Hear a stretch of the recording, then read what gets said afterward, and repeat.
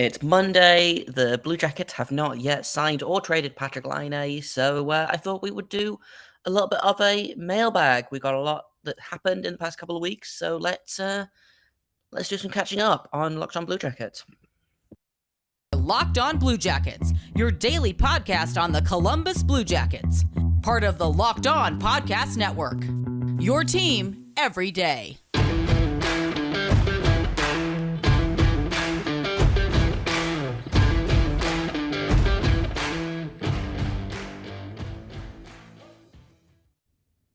Hello and welcome to Locked On Blue Jackets, part of the Locked On Podcast Network, your team every day. I am, as always, your host, Jay Foster, here to bring you as much news and stories and excitement as I can when it is 94 degrees in my apartment. Thank you for making this your first listen of the day every day. Locked On Blue Jackets is free and available on all podcast platforms and also over on YouTube. YouTube is going up and up and up, so if you haven't jumped on yet, then feel free to do so. We're never going to ask you to get behind a paywall for a Locked On product, so this seems like the perfect time to check me out on YouTube or on your podcast app of choice. Like I said at the top of the show, we are going to be doing a mailbag of sorts today. I've got a handful of questions left over from the draft, and I've got a couple post-free agency ones and a couple of other random ones. So we'll have fun. We'll get right into it. First off, post draft, what moves are you most looking for them to make this off season? Honestly, before the Gaudreau move, I would have said, yeah, we need a center. We need a center really, really badly. I still think we need a center, but I think it's probably slightly less urgent now. I remember I was talking to Micah McCurdy earlier on this season, Ineffective Math on Twitter. Does a bunch of really, really great stats work. And I was talking to him about the idea of, the Blue Jackets need a center. What do you think about that? And he talked a lot about how he doesn't think that you should have to build a line around a center. You should be able to build a line around your best player. And I think the Blackhawks did it to an extent with Patrik Laine. He's the player on that line. Despite the fact that he's a winger, he is the player on whatever line he's playing on. I can't think of any other players off the top of my head that are kind of in that same boat. But I think players like Patrik Laine and Johnny Gaudreau are also players like that. If you can... And obviously, this is all, dependent on whether we manage to keep Laine or not. Knowing my luck, he will be traded while I am actively recording this episode. But the thing about those two players is that you could put, me in center between those players. And speaking of Micah, actually, he just released some really cool new expected goal models and some new stats and whatnot. And to cut a very long story short, basically, you can see that Patrik Laine is an extremely good finisher, but doesn't create a lot of offense. Basically, all Johnny Gaudreau does is create offense. So you should just staple those two together, have someone that can win a face-off in between them, like, Boone Jenner, for example, and profit. So I still think that the Blue Jackets need a center. I would still have liked them to have gone out and got a center. I don't know who's left on the market that is kind of what the Blue Jackets are looking for. I know Nazem Kadri is a center. He's still available, but the Blue Jackets can barely afford the players they have at the minute. So that seems unlikely. But I'm looking for them to add a center before the start of the season, whether that's they move Laine for a center, they move Nyquist for a center, they move Jake Bean for a center. There's a bunch of different options, but that's kind of what I'm looking for is a center. In terms of prospects, who they didn't draft that I most hoped that they would gamble on. I have a couple of names. I think I've talked about them before. Lane Hutson is one of them, who ended up going to the Canadiens in the third round, I think, or late in the second round. Just a really, maybe the most offensively gifted defenseman in that draft, and I am including David Jiricek in that. He's only 5'6", So teams are terrified of that. Obviously, he got picked up by the Canadiens because they have the original short king, Martin St. Louis. He was a guy that I really thought that they could have picked up 44th overall. I'm not upset that they picked up Delbel Baluz, but Laine Hutson would have been so fun. Would have been so fun. Another guy that I don't believe was available at 44th was a guy called Jagger Furcus, who is a similar, all offense all the time. Really fun, really fast. Ended up going to Seattle, so I'm excited for Seattle in that. But those are a couple of names that I kind of had hoped would maybe fall to the Blue Jackets at 44th or further. Obviously, Laine Hutson fell, but didn't end up getting picked. Presumably because the Blue Jackets drafted 2 defensemen in the first round. So, them's the breaks. In a minute, I've got some more questions. First, I've got to tell you all about BetOnline, because it is your number one source for all your betting needs and sports information. If you want to bet on who's going to win the next Stanley Cup, or if you want to bet on, I don't know, what center the Blue Jackets are going to pick up, or when Patrik Laine gets traded, or anything like that, you can find that at betonline.net. You can find all the latest sports developments, in fact, league reviews, news, including this year's Major League Baseball. Football's coming back soon. You can find that there. You can find the NBA there. BetOnline is your continued source for all your sports wagering information, including things like live betting, esports, and scores. And BetOnline.net remains the best spot for all your sports scores, podcasts, and news this season. BetOnline.net is the fastest and easiest way to check in on all your favorite sports and events, including MMA, boxing, and golf. So head to the website today or use your mobile device to learn more about the trends and action, because BetOnline is where the game starts. So a couple more questions, a couple that aren't relevant because free agency has already happened. If this one was one of my favorites, actually. If Jarmo Kekalainen could totally fleece one league GM with a silly trade, what would you most want it to be?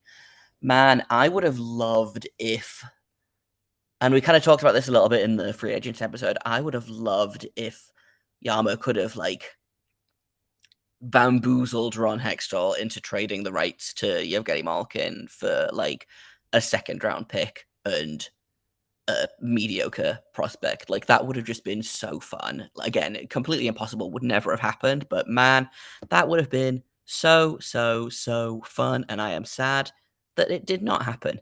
So we live, we learn, we keep on living. Another question: which is the most important next contract to take care of? I mean, obviously the Laine contract is probably the most pressing one, but assuming that is either off the books or signed basically immediately, having a look at the Blue Jackets cap situation, they're not in terrible shape. A lot of their guys are locked up. The important guys. Bjorkstrand is good for another 4 seasons. Obviously, Gaudreau is good for the next 7. Werenski is good for the next 8. Adam Boquist is good for the next 3. Merzlikins is good for the next 5. Something that could be interesting is Vladislav Gavrikov is a UFA after next season. He's currently making 2.8. Yegor Chinakov comes off of his entry-level deal then as well. And then 2 years after that, Kent Johnson and Cole Sillinger are both up for their non-entry-level deal.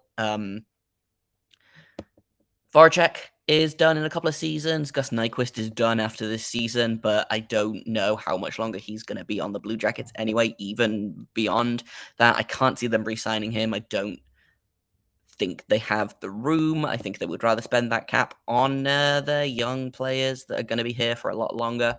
He's 32, so this is all a very kind of long-winded, roundabout way of saying, honestly, I think the most important contract that they need to figure out next is going to be Cole Sillinger's.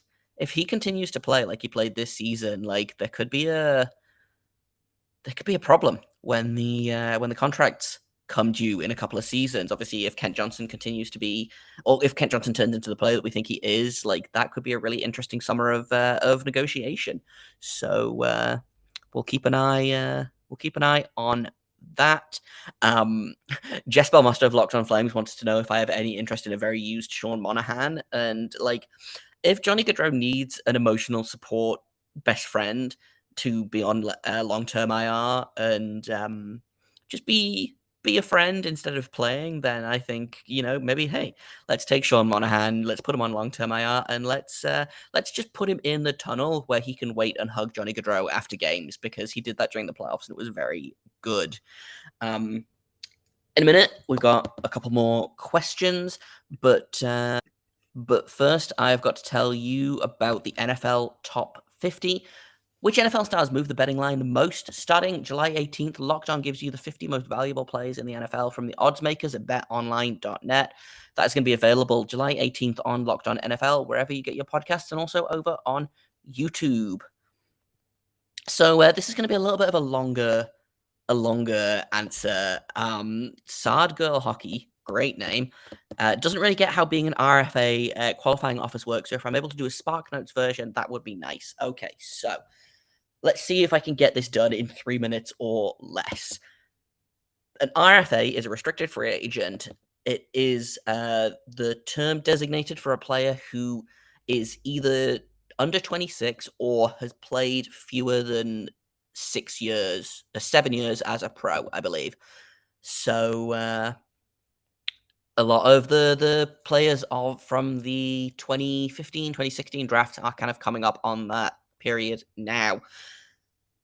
Teams want to lock these guys up long term, because if they sign a 1-year contract, for example, Pierre-Luc Dubois is kind of on that cusp of becoming a UFA. Matthew Tkachuk is another big name.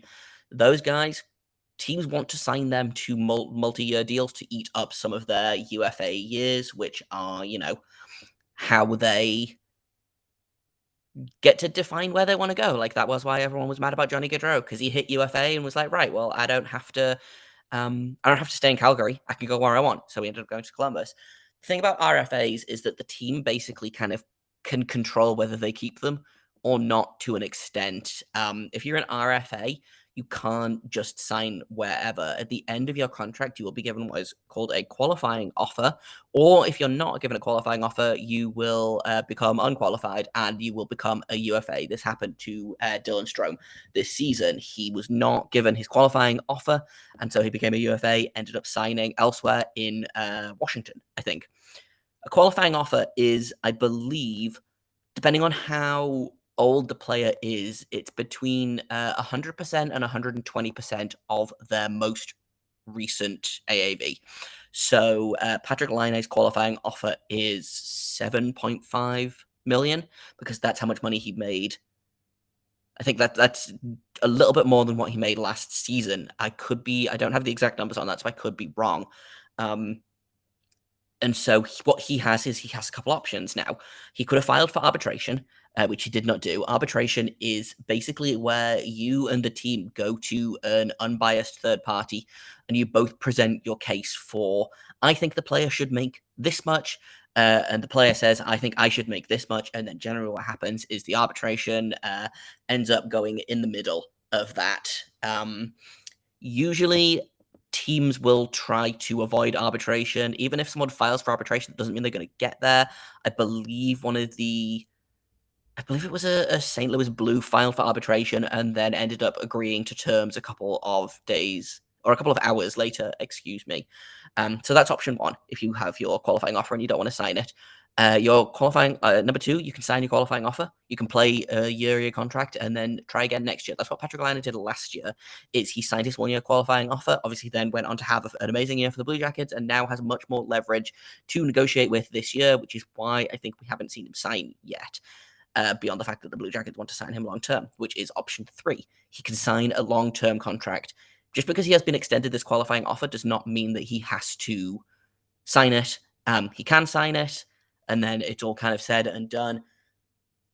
Players like Patrik Laine and players like Matthew Tkachuk as well, teams want to sign them to long-term deals, because if they sign this qualifying offer, they walk straight to UFA. If they finish next season without a longer contract, then they will just be like, right, I'm a UFA, see ya. which is sometimes a good thing and sometimes a bad thing. So those are kind of the options that Laine has at his disposal at the minute, which is arbitration, which he did not do, qualifying offer, signing that, which he has not done yet, or signing a longer term deal. I think that is everything from RFAs and qualifying offers. I also want to cover offer sheets real quick because I'm on a roll now.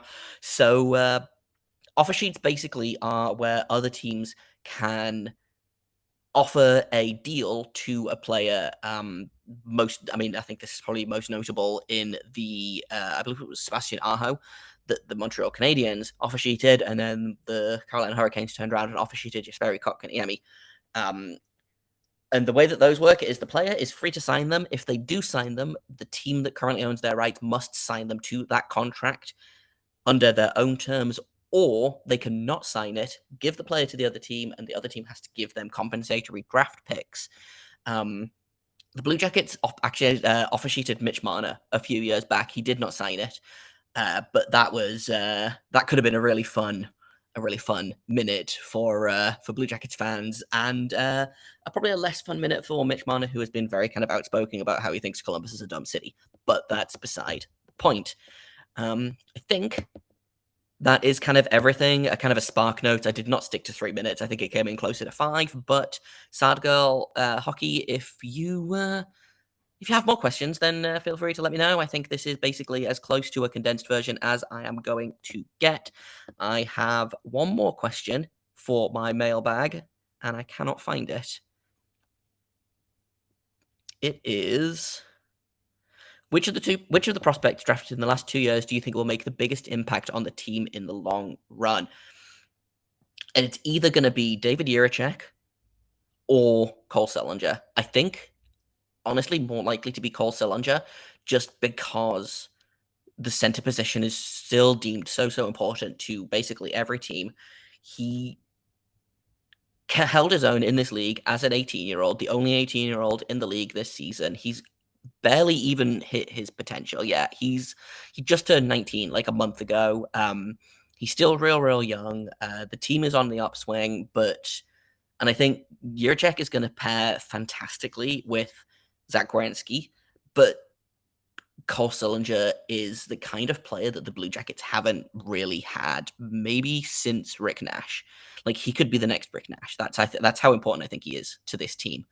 And that's kind of all I've got for today.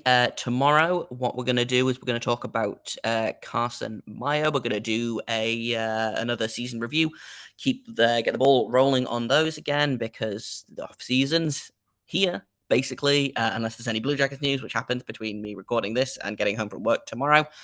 I've been Jay Foster. You can find me on Twitter at LO_Blue Jackets. Nope, that's the podcast Twitter. You can find me at _ Jacob Foster, JAKOBFORSTER. You can find the podcast over at LO_Blue Jackets on Twitter. We are on every podcasting app of choice. We are on YouTube. If you have comments, questions, criticisms, you can email me at lockedonbluejackets@gmail.com. Thank you once again for making this your first listen of the day every day. Locked on Blue Jackets continues to be free and available on all podcast platforms and on YouTube.